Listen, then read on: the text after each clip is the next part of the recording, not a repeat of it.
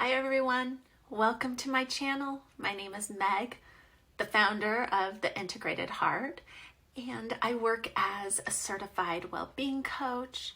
I'm also a certified meditation and Ayurvedic health teacher, and for the last 15 years, I've taught hundreds of students psychology, mindfulness, and stress management skills. And I want to bring you all of the wisdom from the teachings so that you can apply them to your life and benefit from many of the practices. So I created the One Life Question with Meg video series because, well, I'm a life coach and we only have one life to live right now. So let's dive in and discuss the things that really matter, all things related to life and well-being, one question at a time. And today our question is, how can I handle my emotions?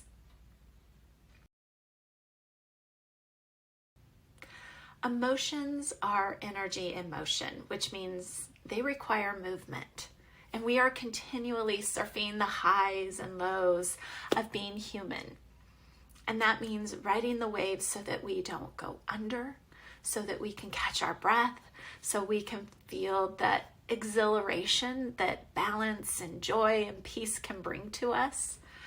Our human nature is filled with the ebbs and flows of emotional lives. There's the ups, the downs, the joy, the heartache, the highs and the lows. And being human is beautiful and hard at the same time. Activist and thought leader Glennon Doyle calls it brutiful. Life is both beautiful and brutal. So healthy practices to process emotions is a must. And you're probably asking this question because it's likely that you did not learn this in school.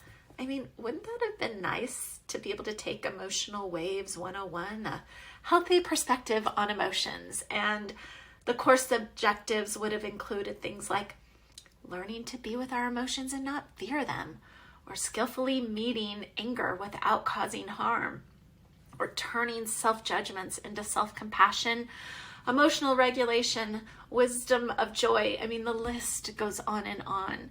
So we know that emotional well-being is a crucial aspect of our lives because it affects our thoughts, our relationships with others, it affects our purpose, really our ability to thrive.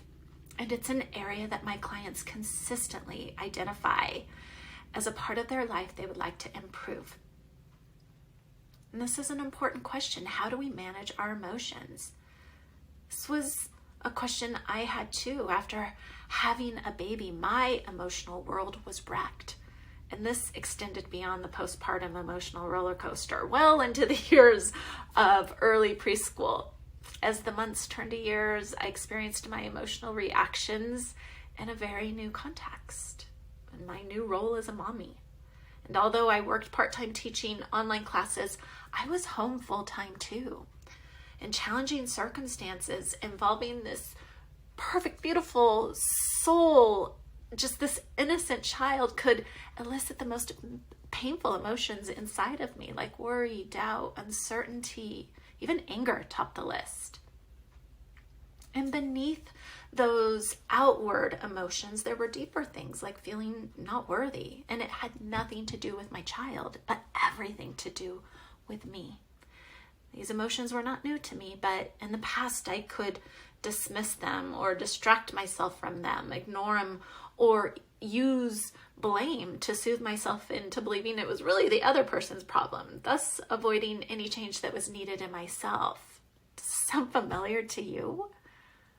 In the case of being a stay-at-home mom, I was in close proximity with this pure and blameless little human child all day, every day, and I couldn't run. I couldn't fight with them, of course. I couldn't hide, as all new moms know. Yet I was struggling in my new role and in my new life, and I was grieving the loss of my freedom and the autonomy I had once had for 35 years. And I was not solely in control or just responsible for me alone anymore. My routines were upended, my plans and Scheduled activities often didn't go as I hoped. I mean, anybody with a toddler knows this. So I could either self-combust or learn to ride the waves of emotion with mental clarity, empathy, and compassion. Unfortunately, I responded to this difficulty with self-preservation, along with this innate desire to be the best mommy I could, and knowing deep inside that it didn't have to feel this hard. And that's what led me towards my path of mindfulness, along with other professional and personal transformational practices. There are many approaches for emotional regulation, and I am going to share with you the 3 that continually support me and my emotional waves. 3 practices that you can do today to nurture and care for your emotional well-being, to manage your emotions so that you can show up as your best self, as your best you in all of your various roles in life. So these aren't practices you just do once. These are practices to help you navigate your humanness. And they're routine-based, like brushing your teeth or caring for your loved ones. And they can offer you a healthier and more fulfilling life. So they're totally worth it. And the first one is practicing mindfulness. Mindfulness is how I have learned to be with difficult emotions. And it is the number one thing that helped me become less reactive in those heated moments, those difficult moments, so I could respond how I really wanted to and not say or do the things that I would later regret. I could thoughtfully respond with more grace and love, with curiosity and non-judgment. And practice getting comfortable with the uncomfortable emotions. And then the difficult ones aren't quite as difficult, and the feel-good emotions last longer.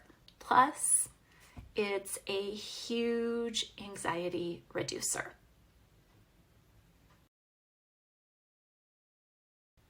The second practice to help you manage your emotions is journaling. Journaling is a great way to relate to difficult emotions because it slows you down and gives you a little space to reflect and explore. It allows you to be like a witness of your thoughts and your emotions when you are actually writing them down using pen and paper. And this can give you glimpses into what your emotions are telling you because there is wisdom in your emotions. Using positive journal prompts, I call it joyful journaling, is a productive way to navigate through the pain and not get wrapped up in it. And then you can discover something positive and harness a more optimistic mindset. Huge plus, journaling may reveal an unmet need that you have that just wants to be filled. Okay, the third and super impactful thing that you can do to help you manage your emotions that's low cost is meditate. Meditation is what connects you to your highest self. Not only does it feel good, I promise you it does, it brings clarity and helps you discern if something needs to change. Sometimes it reveals some positive action for you to take. And other times you can realize that it's really just about acceptance for the things you can't control. Acceptance can be beautiful too. And so we repeat our healthy emotional practices. Meditation is something that many people think that I should do this, but they feel they can't. I hear this time and time again. So I created an online mini class called Mantra Meditation, and it's designed to help you establish your own personalized meditation practice. Or if you're already a meditator or would like to elevate your practice, it can help you too. A huge plus about meditation is that it helps you reduce your stress. If you are already practicing one of these healthy coping skills to manage your emotion, then like high five to you. And if you're not, it's okay, but now's the perfect time. So I encourage you to begin with just one of them today. It will really make a difference in helping you manage your emotions. Riding our emotional waves is a skill that can be learned, and it is one way to continue to discover who you truly are, your true self, and take action to achieve your potential. If you aren't sure how you would go about approaching that, or if you'd like some support, go to my website at theintegratedheart.com. That is where you will find my mantra meditation class, and it is also where you can connect with me and just check out my latest free offerings.